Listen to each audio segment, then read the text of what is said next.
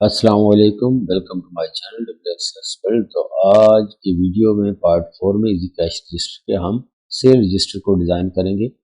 यहाँ पे मैंने डिज़ाइन करके रखा है, अभी आपको दिखाता हूँ। जैसे यहाँ पे कस्टमर नेम हमने सेलेक्ट किया, सेल इनवॉइस नंबर जो है वो ऑटोमेटिकली यहाँ पे हमें डिस्प्ले हो रही है।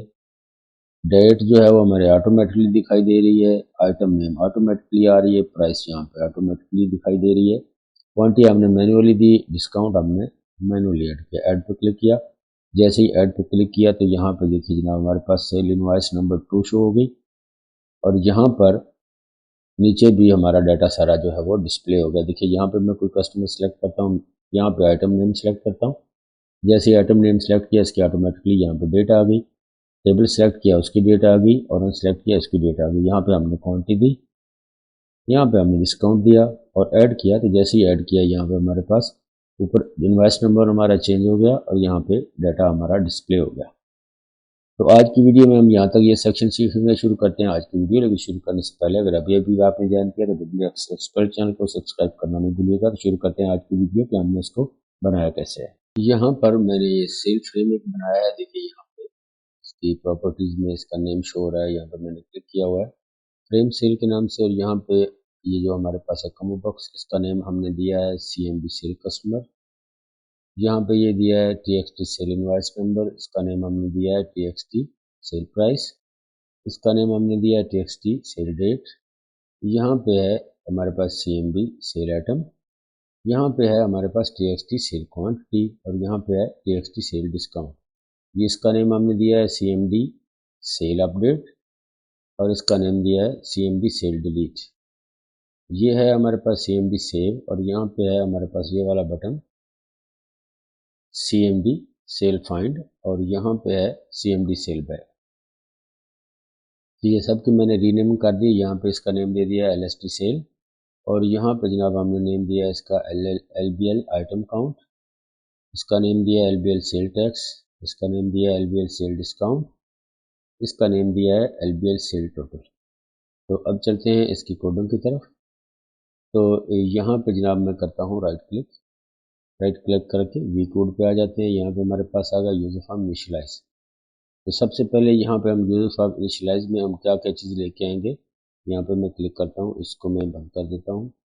इस पर सबसे पहले हमें ये चाहिए कि जब हमारे ये सेल फॉर्म ओपन हो तो सबसे पहले यहाँ पे ये कस्टमर नेम ऑटोमेटिकली आ जाए, आइटम नेम ऑटोमेटिकली आ जाए और जैसे ही हम यहाँ पे कोई आइटम सेलेक्ट करें उसकी प्राइस यहाँ पे सिलेक्टेड प्राइस से उसकी रिलेटेड प्राइस है वो ऑटोमेटिकली यहाँ पर आ जाए।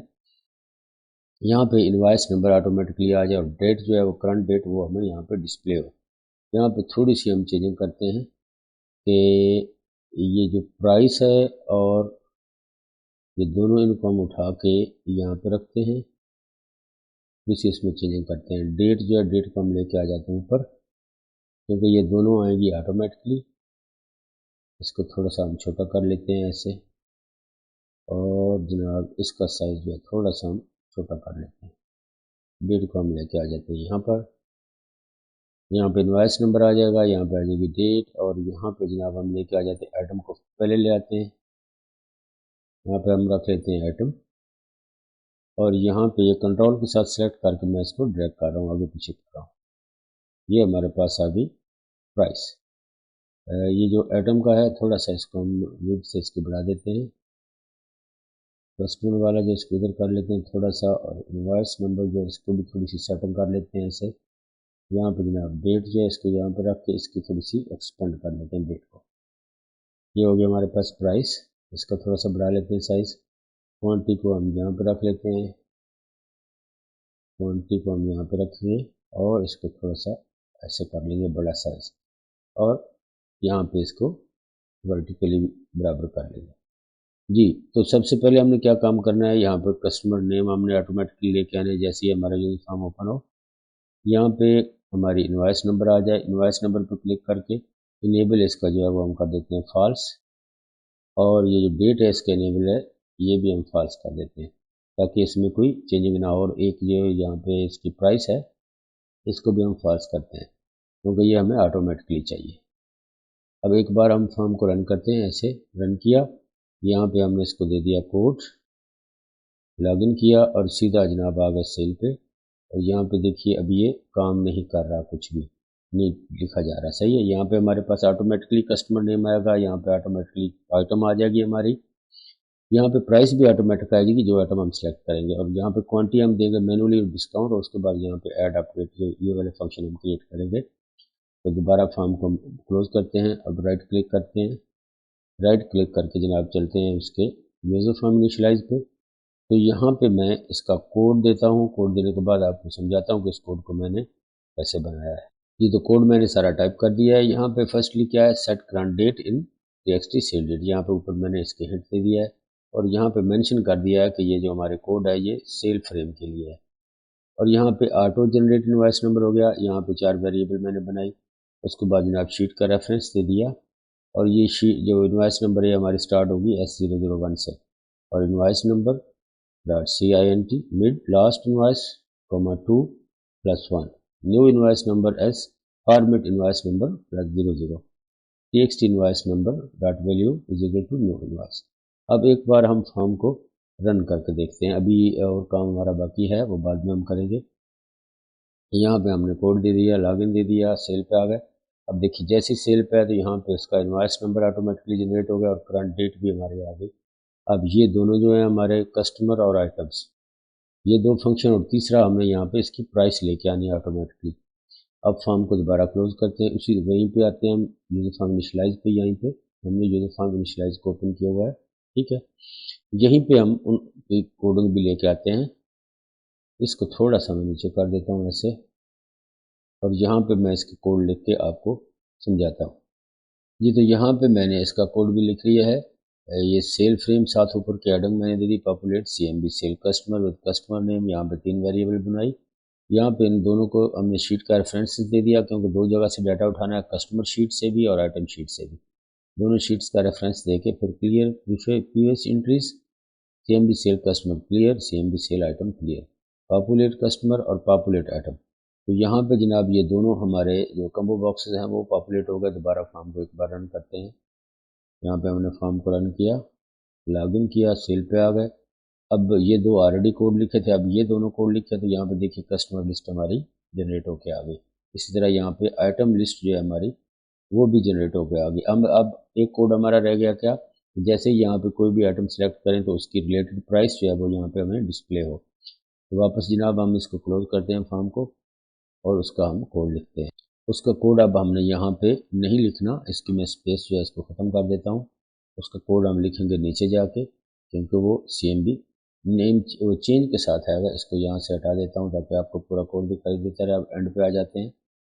यहाँ पे एंड पे आके मैं उसका कोड जो है वो लिखता हूँ। ये तो यहाँ पे मैंने ये कोड सारा टाइप कर लिया है। इससे ऊपर मैंने इसकी हेडिंग भी दे दी है CMB, ये सेल फ्रेम है हमारा, और यहाँ पे जनाब प्राइवेट सब CMB सेल आइटम चेंज। यहाँ पे 3 वेरिएबल बनाई, और यहाँ पे जनाब इसको हमने रेफरेंस दिया शीट का, और यहाँ पे find selected item in the item sheet and get the price from column D। Column D जो है हमारा, उससे ये हमारी प्राइस जो है वो फाइंड करेगा। देखिए आइटम लिस्ट है, आइटम लिस्ट में ये है हमारे पास है कॉलम D, क्योंकि हमने सेल प्राइस जो है वो वहाँ पे दिखानी है। तो दोबारा यहाँ पे ओपन करते हैं। अब एक बार फॉर्म को रन करके मैं आपको दिखाता हूँ। यहाँ पे जनाब हमने इसको लॉगिन किया, आइटम पे आ गए सीधा, सॉरी सेल पे आए। अब यहाँ पे जनाब हमने नेम सेलेक्ट किया, यहाँ पे ऑरेंज सेलेक्ट किया। जैसे ही ऑरेंज सेलेक्ट किया इसकी प्राइस हमें यहाँ पे डिस्प्ले होगी 150, यहाँ पे देखिए दिखाई दे रही है आपको। और यहाँ से जनाब हम फ्लोर को सिलेक्ट करते हैं, तो जैसे ही फ्लोर को सिलेक्ट किया तो यहाँ पे इसकी आइटम प्राइस आ गई 300 सेल प्राइस। इस तरह यहाँ पे हमने टेबल सेलेक्ट किया तो इसकी 12 प्राइस हमें यहाँ पे दिखाई दे रही है। तो यहाँ पे ये वाले इसका कोड हमने लिख लिया, ये भी लिख लिया, इसका भी, ये भी हो गया, ये भी हो गया। अब यहाँ पे हम देते हैं क्वांटिटी, और यहाँ पे देते हैं डिस्काउंट, 10 रुपये दे देते हैं। अब ऐड पे क्लिक करते हैं तो अब ये देखिए कोई भी बटन हमारा काम नहीं कर रहा। अब चलते हैं अपने नेक्स्ट स्टेप की तरफ। ये ऐड अपडेट बटन जो है इसकी हम कोडिंग स्टार्ट करते हैं। यहाँ पे इसको बैक किया, होम पे आ गए, यहाँ से हमने क्लोज किया। एक बार फॉर्म को हम अपनी शीट को सेव करते हैं, डाटा को, और जनाब मैं अब इसका कोड लिखता हूँ। कोड लिख के आपको फिर समझाता हूँ। इसका कोड ज़रा लंबा है, तो पहले मैं शीट यहाँ पे डिस्प्ले करवाता हूँ। ये जनाब हमारी आ गई सेल शीट। यहाँ पे हमने हेडिंग्स बनाई, invoice number, customer name, date, item price, quantity, discount और पेएबल। तो दोबारा यहाँ पे जनाब मैं इसको ओपन करता हूँ। यहाँ पे मैं इसका CMD इसका कोड यहाँ पे टाइप करूँगा। टाइप करने के बाद आपको समझाता हूँ क्योंकि कोड काफ़ी लंबा है, इसलिए ज़रा डिटेल से आपको समझना होगा। इसको फॉर्म को मैं ऊपर करता हूँ, कोड सेक्शन को।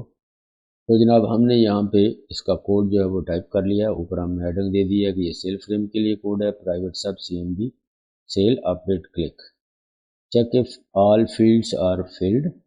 यहाँ से लेके यहाँ तक ये चेक करेगा कि हमारी फील्ड्स कोई एम्प्टी तो नहीं। उसके बाद जनाब हमने 3 वेरिएबल बनाई। फिर हमने शीट का रेफरेंस दे दिया सेल का, कैलकुलेट टोटल क्वांटिटी प्राइस और डिस्काउंट। यहाँ पे ये कैलकुलेट करेगा।